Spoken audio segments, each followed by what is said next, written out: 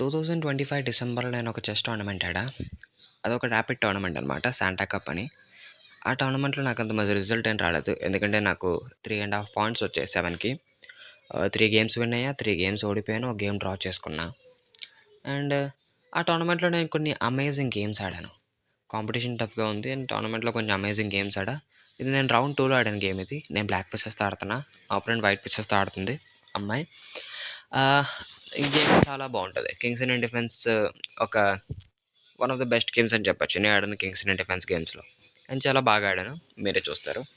అప్పటి నుంచి D4తో ఓపెన్ చేసింది. అండ్ D4 ఐడియా ఏంటి? ఆహ్, మనం సెంటర్‌ని కంట్రోల్ చేయాలనుకుంటాం చెస్‌లో. సో, D4 కూడా సెంటర్‌ని కంట్రోల్ చేస్తది. అండ్ లేటర్ తన నైట్ డెవలప్ చేసుకొని సెంటర్‌ని కంట్రోల్ చేస్తది. వేరే నైట్ డెవలప్ చేసుకుంటది. తర్వాత బిషప్స్ డెవలప్ చేసుకుంటది. లండన్ సెటప్ అయినా ఆడొచ్చు కావాలంటే. లేదా క్వీన్స్ గ్యాంబిట్ డిక్లైన్ అయినా ట్రై చేయొచ్చు. నేను D4కి D5 ప్రిపేర్ చేశాను అప్పటికి. క్వీన్స్ గ్యాంబిట్ ట్రై చేస్తున్నా. బట్ ఆ గేమ్‌లో ఆడబుద్ధి కాలేదు. జస్ట్ నేను నైట్ డెవలప్ చేసుకున్నా. ఎందుకు? ఇప్పుడు గనుక నేను నైట్ డెవలప్ చేసుకోకుండా ఏదో ఒక ర్యాండమ్ మూవ్ చేశాననుకో, నా అపోనెంట్ E4 ఆడితే ఈ స్క్వేర్స్ అన్ని కవర్ చేస్తారు. ఐ మీన్ ఇంత ఇంత వండర్‌ఫుల్ స్క్వేర్స్ అన్ని కంట్రోల్ చేస్తారు. సో, నేను నైట్ టు F6 ఆడా. ఆహ్, ఏమంటారు? ఈ E4 ఆపడానికి. అండ్ నా అపోనెంట్ నుంచి C4 ఆడింది. అండ్ యాక్చువల్లీ ఇక్కడ E4ని ప్రిపేర్ చేయొచ్చు. ఎందుకు?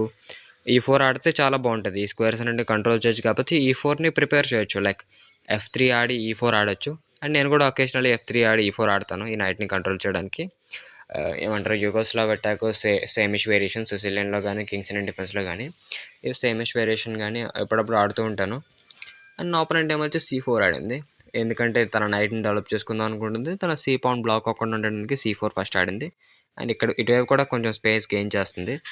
అండ్ నేనేమో వచ్చి G6 ఆడా. ఇప్పుడు నేను నైట్‌తోనే సెంటర్‌ని కంట్రోల్ చేస్తున్నాను. కానీ నా బిషప్‌ని కూడా ఈ లాంగ్ డయాగ్నల్‌లో పెట్టి సెంటర్‌ని కంట్రోల్ చేద్దాం అనుకుంటున్నా. సో, అందుకే G6 ఆడా. అండ్ నా అపోనెంట్ నుంచి నైట్ టు C3 ఆడింది. నేను బిషప్ టు G7 ఆడాను. అండ్ ఇది Kings Indian defence setup optimal setup. సింపుల్‌గా క్యాజలింగ్ చేసుకున్నాం. అండ్ ఇక్కడ కూడా డీవియేషన్స్ ఉంటాయి కింగ్స్ ఇండియన్ డిఫెన్స్ నుంచి. లైక్ ఇక్కడ E4 ఆడిన తర్వాత నేను ఇక్కడ ఏమంటారు క్యాజలింగ్ చేసిన తర్వాత లైక్ నైట్ డెవలప్ చేసిన తర్వాత D6 ఆడిన తర్వాత బిషప్ D2 ఆడిన తర్వాత నేను C5 ఆడొచ్చు. అండ్ నా అపోనెంట్ నుంచి ఇలా చేయొచ్చు. అండ్ ఇది బెనోనీ అయిపోద్ది ఇప్పుడు. ఇది బెనోనీ అయిపోద్ది. సో, కొన్ని డీవియేషన్స్ ఉంటాయి. అంటే ఇక్కడ E6 ఆడి మొత్తం తీసిన తర్వాత ఇది బెనోనీ టైప్ స్ట్రక్చర్ అవుద్ది. సో, కొన్ని డీవియేషన్స్ ఉంటాయి. అండ్ నేను ఇక్కడ గేమ్ ఇలా స్టార్ట్ అయింది. నా అపోనెంట్ ఇది చేసిన తర్వాత నేను క్యాజలింగ్ చేసుకోకుండా నేను D6 ఆడాను. అండ్ నా అపోనెంట్ నైట్ డెవలప్ చేసుకుంది.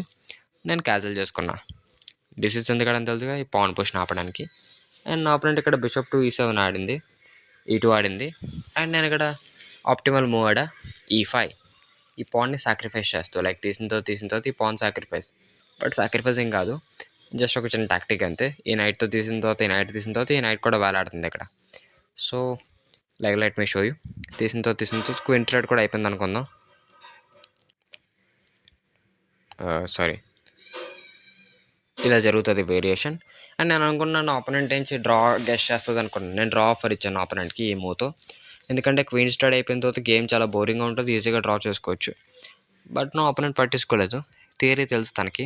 ఈ పుష్ చేస్తే పెట్రోషియన్ వేరియేషన్ ఇది. బట్ తను పుష్ చేయలేదు. తను సింపుల్‌గా క్యాజలింగ్ చేసుకుంది. అండ్ నేను యూజువల్‌గా ఆన్‌లైన్ గేమ్స్‌లో కింగ్స్ ఇండియన్ డిఫెన్స్ ఆడేటప్పుడు నైట్ టు D7 ఆడేవాడిని. ఈ night B to D7. But నా బిషప్ బ్లాక్ అవ్వడం నాకు నచ్చేది కాదు. ఫస్ట్ ఆఫ్ ఆల్ నేను ఏం చేసేవాడినంటే ఈ బిషప్‌తో నా బిషప్ నుంచి ఈ ఏమంటారు ఈ G5 స్క్వేర్‌కి తెచ్చి G4 స్క్వేర్‌కి తెచ్చి నైట్‌కి ట్రేడ్ చేసేవాడిని. అండ్ అప్పుడు నైట్ టు D7 ఆడేవాడిని. బట్ ఈసారి అనిపించింది నైట్ టు C6 ఆడదాం. ఈ పాన్ పుష్ చేసినా సరే ఇటు వెళ్ళిపోదాం అని చెప్పేసి అనిపించింది. సో, నైట్ టు C6 ఆడాను. అండ్ వాడు పాన్ పుష్ చేశాడు. అదే పాన్ పుష్ చేసింది. నేను నైట్ టు E7 ఆడాను. నైట్ టు E7 అండ్ మీరు అనుకుంటూ ఉండొచ్చు ఈ పాన్ ఎంత అడ్వాన్స్ ఎందుకు చేయొచ్చు, ఇంత స్పేస్ ఎందుకు అని చెప్పేసి. లేటర్ మనం దీన్ని ఛాలెంజ్ చేయొచ్చు. అండ్ దీన్ని ఓవర్ ఎక్స్టెండెడ్ పాన్ అంటారు. ఓవర్ ఎక్స్టెండ్ అయ్యే కొద్దీ పాన్స్ వీక్‌గా తయారవుతాయి. సో, అది. అండ్ ఈ పొజిషన్ మీరు ఇంజిన్‌కి పెట్టినా లేదా ఇంకా కొన్ని మూవ్స్ తర్వాత ఇంజిన్‌కి పెట్టినా ఇంజిన్ ఏమొచ్చి ఎప్పుడు వైటే బెటర్ ఉందని చెప్తుంది. ఇదే కొంచెం డిఫరెన్స్ ప్రాక్టికల్ ప్లేయర్స్‌కి ఇంకా అనలిటికల్ ప్లేయర్స్‌కి. లైక్ ఎవరైతే ఇంజిన్ వల్ల ప్రిపేర్ అవుతారో వాళ్ళకేమొచ్చి ఈ పొజిషన్‌లో వైటే నచ్చుతది. వాళ్ళకి కింగ్స్ ఇండియన్ డిఫెన్స్ అసలు నచ్చదు. మీరు a popular Kings Indian defence game అయినా చూడండి. డీప్ ఇంటూ ది థియరీ లోపలికెళ్ళేది వరకు అందరికీ వైటే నచ్చుతది. కంప్యూటర్‌కి వైటే నచ్చుతది. ఎందుకంటే కంప్యూటర్‌కి స్పేస్ అంటే ఇష్టం. ఇంకా పెద్ద ఫ్యాక్టర్స్ ఏం లేవు. బ్లాక్ అయితే చాలా కేసెస్ గెలుస్తది కింగ్స్ అండ్ డిఫెన్స్. బట్ కంప్యూటర్‌కయితే వైటే ఇష్టం. సో, మీరైతే కంప్యూటర్ కంప్యూటర్ మాట విని వైట్ బెటర్ అని అనుకోకండి. ఇద్దరు బెటరే. అండ్ ఇన్‌ఫాక్ట్ బ్లాక్ కొంచెం బెటర్. యాహ్! ఈ గేమ్ చూసాక మీకే అర్థమవుద్ది. అండ్ నా ఒపోనెంట్ ఏమొచ్చి ఇక్కడ చాలా తెలివైన మూవ్ ఆడింది. Knight to E1. And knight to E1 move చూడగానే నాకొక యూట్యూబ్ ఛానల్ గుర్తొచ్చింది. చెస్ గీక్ అని చెప్పేసి. చెస్ గీక్ అని. ఆ యూట్యూబ్ ఛానల్ ఏంటంటే కింగ్స్ అండ్ డిఫెన్స్ మొత్తం ట్యుటోరియల్ చేసింది. ఆ ట్యుటోరియల్‌లో నైట్ టు E1 ఏమంటారు ఒక సెపరేట్ చాప్టర్ ఉంది. ఈ నైట్ టు E1 నేను చూడగానే నాకు అనిపించింది. ఖచ్చితంగా చాలా థియరీ తెలిసుంటది ఈ అమ్మాయికి అని చెప్పేసి. అండ్ నైట్ టు E1 ఆడిన తర్వాత నైట్ టు E1 ఎందుకు ఆడిందో గెస్ చేయండి. నైట్ టు E1 ఎందుకు ఆడిందంటే ఈ పాన్‌ని పుష్ చేయడానికి. మామూలుగా విషయం ఏంటంటే కింగ్ సైడ్ డిఫెన్స్‌లో బ్లాక్ కింగ్ సైడ్ అటాక్ చేద్దాం అనుకుంటది. సో, కింగ్ సైడ్ అటాక్ చేయాలనుకుంటే నీకు కింగ్ సైడ్ నుంచి పాన్స్‌ని పుష్ చేయాలి. లేకపోతే వేరే అటాక్ చేయలేవు. సో, కింగ్ సైడ్ పాన్స్‌ని పుష్ చేస్తున్నప్పుడు ఫస్ట్ పాన్ నువ్వు F5నే పుష్ చేస్తావు. ఎందుకు ఈ ఫైల్ ఓపెన్ చేయడానికి రూక్‌కి. సో, నువ్వేంచి నైట్‌ని వెనక్కి తెచ్చిన తర్వాత F5 పుష్ చేసిన తర్వాత ఒకవేళ వైట్ తెస్తే వెల్ కంప్లీట్‌లీ ఫైన్. నువ్వు బిషప్‌తో తీస్తావు లేదా రూక్‌తో తీస్తావు. ఈ ఫైల్ ఓపెన్‌లో ఉంచుతావు. లేదా నువ్వే కొన్నిసార్లు తీస్తావు. తీసిన తర్వాత ఇక్కడ సెంటర్ పాన్ ఉండదు. సో, ఆ సెంటర్ పాన్ ఉండకపోతే ఈ పాన్ కొంచెం వీక్‌గా అవుద్ది. ఎందుకంటే ఒక పానే ఉంటది డిఫెండ్ చేయడానికి. సో, ఒక type of hanging pawns situation అవుతదిక్కడ. అందుకే ఏమొచ్చి ఈ హ్యాంగింగ్ పాన్స్ సిట్యుయేషన్ అవుతది కాబట్టి ఇక్కడ వైట్ ఏమొచ్చి F5 ఆడగానే F3 ఆడదాం అనుకుంటది. లైక్ గేమ్‌లో జరుగుతది ఇది. నైట్ టు E8 ఆడతాను. మామూలుగా ఒక ఫేమస్ గేమ్ ఉంది ఈ పొజిషన్‌లో. ఆ ఫేమస్ గేమ్‌లో ఏంటంటే ఈ గేమ్ గురించి ఆలోచిస్తున్నాను యాక్చువల్లీ నేను. ఈ పొజిషన్‌లో ఈ గేమ్ గురించి ఆలోచిస్తున్నా. శామ్యూల్ రిషవ్స్కీ అని చెప్పేసి ఒక ఫేమస్ చెస్ ప్లేయర్ అమెరికా నుంచి. ఎప్పుడో చనిపోయారు. అతను ఏమంటారు 40స్, 50స్, 60స్, 70స్‌లో చెస్ ఆడేవారు. 1940స్, 50స్, 60స్, 70స్‌లో. ఆ టైంలో చెస్ ఆడేవారు. చాలా సార్లు యూఎస్ ఛాంపియన్ కూడా అయ్యారు. అండ్ చాలా గ్రేట్ అతను. అతను వచ్చి పొజిషన్ వైట్ పీసెస్‌తో అగైన్స్ట్ విలియం లాంబోర్డీ అని చెప్పేసి ఒక ప్లేయర్. అతను ఒక ప్రీస్ట్ కూడా. అతను ప్రీస్ట్‌గా ఉండడం వల్ల చెస్ ఎక్కువ ఫోకస్ చేయలేకపోయాడు. లేకపోతే ఎక్కువ నాకు తెలిసినంత వరకు చాలా గ్రేట్ ప్లేయర్ అయితే అయ్యేవారు ప్రీస్ట్ కాకపోయి ఉండుంటే. And yeah! అతనేంచి ఈ పొజిషన్ ఉంది ఇది. అండ్ ఈ పొజిషన్‌లో విలియం లాంబోర్డే ఏమొచ్చి బ్లాక్ పీసెస్‌తో ఆడుతున్నారు. And William Lombardy knight to D7 ఆడాడు. అని అనుకున్నా.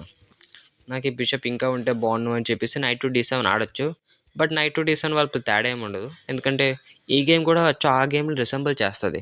మీకేంచి ఆ గేమ్ లింక్ ఏమొచ్చి డిస్క్రిప్షన్‌లో పెడతాను. ఆ గేమ్ చెస్ గేమ్స్ డేటాబేస్‌లో ఉంటది ఆ గేమ్. ఆ గేమ్ కూడా ఈ గేమ్ అయిపోయిన తర్వాత చూడండి. అచ్చు అలాగే ఉంటది. ఈ గేమ్ కూడా ఆ గేమ్ లాగే. అండ్ నా ఫ్రెండ్ కూడా ఆ గేమ్ తెలిసుంటదని అనుకుంటున్నా. బట్ చూద్దాం. And William Lombardy knight to D7 ఆడాడు.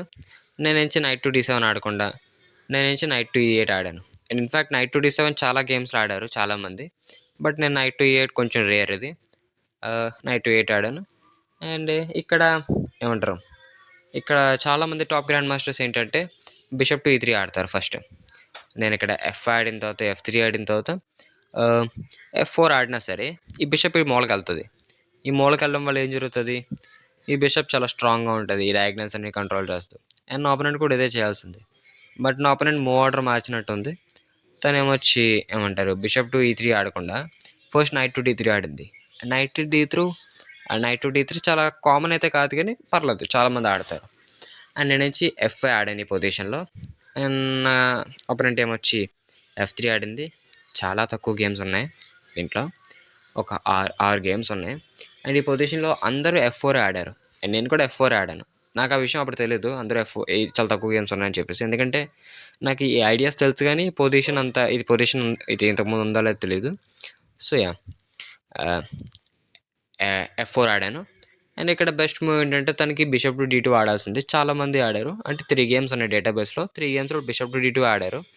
బట్ తను ఏం ఎక్స్‌పెక్ట్ చేసిందంటే ఈ సారీ అది కాదు. నేనిక్కడ సెంటర్‌ని లాక్ చేశాను. సో, సెంటర్ లాక్ అవ్వగానే ఒక థీమ్ ఉంటది చెస్‌లో.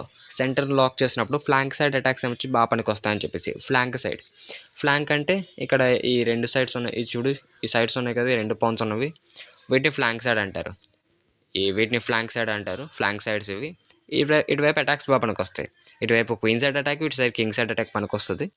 సో, తన నుంచి ఫ్లాంక్ సైడ్ అటాక్ వెంటనే స్టార్ట్ చేసింది. B4 ఆడింది. నేను నైట్ టు F6 ఆడా. తను C5 ఆడింది. అండ్ ఇదే థీమ్ కింగ్స్ అండ్ డిఫెన్స్లో. వైట్ ఏం వచ్చి క్వీన్ సైడ్ అటాక్ చేస్తుంది, బ్లాక్ ఏంచి కింగ్ సైడ్ అటాక్ చేస్తుంది. అండ్ ఎవరైనా చెక్మేట్ చేయొచ్చు. వైట్ కూడా మంచి గేమ్స్ గెలుస్తుంది, బ్లాక్ కూడా మంచి గేమ్స్ గెలుస్తుంది, కానీ మోస్ట్లీ బ్లాకే గెలుస్తుంది. అందుకే గ్యారీ క్యాస్పెరో కానీ హికారు నకమోరా కానీ ఈ పొజిషన్లో బ్లాకే ఎంచుకుంటారు. అండ్ ఓకే, నేను G6 ఆడా, నా ఆపోనెంట్ ఏమొచ్చి B5 ఆడింది. నేను వచ్చి నైట్ని తెచ్చుకున్నా. నా ఆపోనెంట్ ఏమొచ్చి A4 ఆడింది, నేను H5 ఆడాను. నా ఆపోనెంట్ ఏమొచ్చి A5 ఆడింది, నేను ఆ నైట్తో జంప్ చేశాను. నా ఐడియా ఏంటంటే ఇక్కడ నా నైట్తో జంప్ చేయడం ద్వారా నేను అనుకున్నది ఏంటంటే, నేను కావాలంటే ఇక్కడ సాక్రిఫైస్ చేస్తున్న పాన్స్ని పుష్ చేసే బదులు నా క్వీన్ని తెచ్చుకొని ఇక్కడ చెక్ ఇచ్చి తర్వాత ఈ పాన్స్ని పుష్ చేసి నా కింగ్ని ఇటు జరిపి నేను రుక్ని ఇటు తెచ్చుకొని ఏదో ఒక అటాక్ చేద్దామని చెప్పి చాలా ప్లాన్ చేశాను. ఇది ఇంట్యూషన్తో ఆడుతున్నా, చాలా క్యాల్కులేట్ చేసేది కాదు, ఎందుకంటే ర్యాపిడ్ గేమ్ ఇది. నా ఆపోనెంట్ ఏమొచ్చి వెంటనే పక్కెళ్ళిపోయింది, ఏమంటారు కింగ్తో పక్కెళ్ళింది. నేను అనుకున్నా మేబీ ఇక్కడ ఈ రుక్కుని తెచ్చుకోవడానికి సిద్ధమవుతుందేమో అనుకొని నేనేమొచ్చి G4 ఆడాను ప్రశాంతంగా. నా ఆపోనెంట్ C6 ఆడింది. C6 ఆడింది అండ్ నేను ఇక్కడ కొంచెం ఆలోచిస్తున్నాను, లైక్ ఇది థ్రెట్ ఉంది, తీసేయచ్చు, బట్ తీయాలా వద్దా అని చెప్పేసి. అండ్ నా ఆపోనెంట్ ఏంచి పెద్ద ఆలోచించలేదు, ఏమంటారు తనేమొచ్చి ఆలోచించుకొని మూవ్ చేసింది. నేనేంచి పెద్ద ఆలోచించలేదు, నేను జస్ట్ G3 ఆడాను. అండ్ ఇక్కడ గేమ్ స్టార్ట్ అవుద్ది, అసలు గేమ్. ఇక్కడ బ్లాక్ ఏంచి క్వీన్ సైడ్ నుంచి కొంచెం వీక్ అయిపోయింది, వైట్ ఏంచి క్రాష్ చేస్తుంది క్వీన్ సైడ్, అండ్ వైట్ ఏమొచ్చి కింగ్ సైడ్ కొంచెం వీక్ అయింది, బ్లాక్ క్రాష్ చేస్తుంది.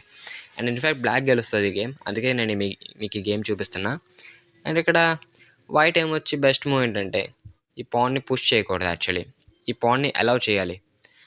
ఈ పాన్ని ఇప్పుడు తీసుకోవడానికి అలౌ చేయాలి. లైక్ వైట్ ఏమొచ్చి మూవ్ త్రో చేసి ఉండొచ్చు ఇన్ బిట్వీన్, ఎలా చేసినా సరే పెద్ద తేడా ఏమి ఉండదు. వైట్ నుంచి ఈ పాన్ని పుష్ చేస్తుంది. ఇందాకలో గేమ్ మెన్షన్ చేశాను కదా, శామ్యూల్ రెషోవ్స్కీ వర్సెస్ విలియం ల్యాంబార్డే. అది ఇప్పుడు 1958లో ఇప్పుడు ఆడారు, ఏంటి న్యూయార్క్లో ఆడారు ఆ గేమ్. ఆ గేమ్లో ఏంటంటే ఇలాంటి కైండ్ ఆఫ్ పొజిషనే, ఈ పొజిషన్ అయితే కాదు, చాలా కంప్లీట్ డిఫరెంట్ పొజిషన్, బట్ ఇలాంటి కైండ్ ఆఫ్ పొజిషనే. లైక్ G3 ఆడినప్పుడు వైట్ ఏమొచ్చి ఈ మూవ్ ఆడింది, అండ్ నాకు ఆ గేమ్ తెలుసు కాబట్టి నేను వెంటనే నా బిషప్ తీసుకొని ఇట్ చేశాను. అండ్ ఆ గేమ్ తెలియకపోయినా 1200 లెవెల్ రేటెడ్ ప్లేయర్ అయినా ఈ మూవ్ ఆడతాడు, లైక్ chess.com రేటెడ్ అయినా 1200 ఈలో ప్లేయర్ అయినా ఈ మూవ్ ఆడతాడు. ఎందుకు, నువ్వు తీస్తే 4కి వస్తుంది, ఈ 4కి నువ్వు తీయకపోయినా సరే నెక్స్ట్ ఈ 4కి వస్తుంది. సో అది నా ఐడియా. అండ్ నా ఆపోనెంట్ ఏం తీసాడు. అండ్ ఇదే ఆ గేమ్లో కూడా ఇలాగే జరుగుతుంది, కానీ ఆ గేమ్లో ఏంటంటే విలియం ల్యాంబార్డే క్వీన్ టు D7 ఆడాడు. ఇలా చేయడానికి నేను క్వీన్ టు D7 ఆడితే నేను ఖచ్చితంగా వెంటనే రిజైన్ చేసేయాలి, ఎందుకంటే ఈ పాన్ ఇక్కడ ఉంది కాబట్టి. సో నేను క్వీన్ టు C8 ఆడాను. అండ్ నా ఆపోనెంట్ ఏంచి ఒక ఎక్సలెంట్ డిఫెన్స్ ఏమంటారు ఎక్సలెంట్ డిఫెన్స్ కనిపెట్టాడు నా ఆపోనెంట్. ఏంటి, నైట్ టు F2. ఇక్కడ మీరు ఇక్కడ చూస్తున్నట్టయితే ఈ పాన్ని నేను క్యాప్చర్ చేయడానికి ట్రై చేస్తున్నా, అండ్ వైట్ ఎలా డిఫెండ్ చేస్తుంది, లైక్ నా ఆపోనెంట్ ఎలా డిఫెండ్ చేస్తుంది చూద్దాం.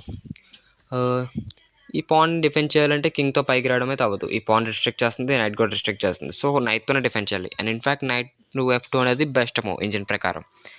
సో ఇక్కడ నా ఆపోనెంట్ చీటింగ్ ఏం చేస్తుండాలి, ఏదేం చేస్తుండాలి. అండ్ నేనేమొచ్చి నైట్ని తీసుకోవచ్చు, అండ్ నైట్ని తీసుకున్న తర్వాత తన నుంచి రుక్తో తీస్తుంది. అండ్ నేను ఈ పాన్ తీసిన తర్వాత తీయలేను, యాక్చువల్లీ తీస్తే ఏం జరుగుతుందంటే తను ఈ రుక్తో ఇటు వెళ్తుంది, రుక్ టు H2. ఈ నైట్ని కూడా అటాక్ చేస్తూ ఉంటుంది. సో నేను ఇప్పుడు నా క్వీన్ నుంచి నైట్ని డిఫెండ్ చేస్తూనే వెళ్ళాలి.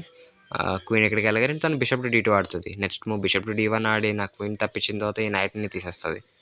సో ఇంత రిస్క్ చేయలేను కాబట్టి నన్ను పాన్ని తీసుకోలేదు. నేనేమొచ్చి సింపుల్గా ఏమంటారు ఈ 4కి ఇచ్చా, ఆ నైట్ని తీసుకోకుండా. తన పక్క వెళ్ళింది, నుంచి ఈ రుక్కుని తీసుకొని వేరే రుగ్గా ప్రమోట్ చేసుకున్నా, తను తీసింది. అండ్ నేను కింగ్ టు H7 ఆడాను. అండ్ కింగ్ టు H7 ఆడాను, మీకు అర్థమవుతుంది. తన నుంచి ఫస్ట్ ఈ పాన్ తీసింది, అండ్ ఇది డబుల్ అటాక్ కాబట్టి నేను తీసుకున్నాను, తప్పదు. తీసిన తర్వాత తన నుంచి నైట్ టు D3 ఆడింది, knight to D1. And knight to D1కి నాకు లైక్ ఈ గేమ్ నాకు అర్థం కాలే, అది ఆడుతున్నప్పుడు అర్థం కాలేదు, కానీ నైట్ టు D1 చాలా హ్యాండీగా పనికి వస్తుంది, చాలా యూజ్ అవుతుంది తనకి. అండ్ ఇది తను ముందే చూసిందో తెలీదు, లేదా ముందు కావాలని ఆడిందో తెలీదు, బట్ చాలా మంచి మూవ్ ఇది నైట్ టు D1. అండ్ నేనేమొచ్చి ఇక్కడ రుక్ టు G8 ఆడాను, అందుకే నేను కింగ్ టు H7 ఆడాను. నా కింగ్ నుంచి స్క్వేర్ నుంచి తీసి రుక్కి స్క్వేర్ ఇద్దామని చెప్పేసి అండ్ నా ఆపోనెంట్ ఆలోచించింది కొంచెంసేపు. ఆలోచించి కూడా తను ఈ బిషప్ నుంచి అన్‌డిఫెండెడ్ చేసింది. తను బిషప్ టు D2 ఆడింది. ఎందుకు? తన బిజినెస్‌ని డెవలప్ చేసుకుంటుంది. అండ్ ఈ పాన్‌ని ప్రొటెక్ట్ చేస్తుంది. తను రుక్‌ని మూవ్ చేద్దాం అనుకుంటుందేమో, ఈ పాన్‌ని ప్రొటెక్ట్ చేస్తుంది.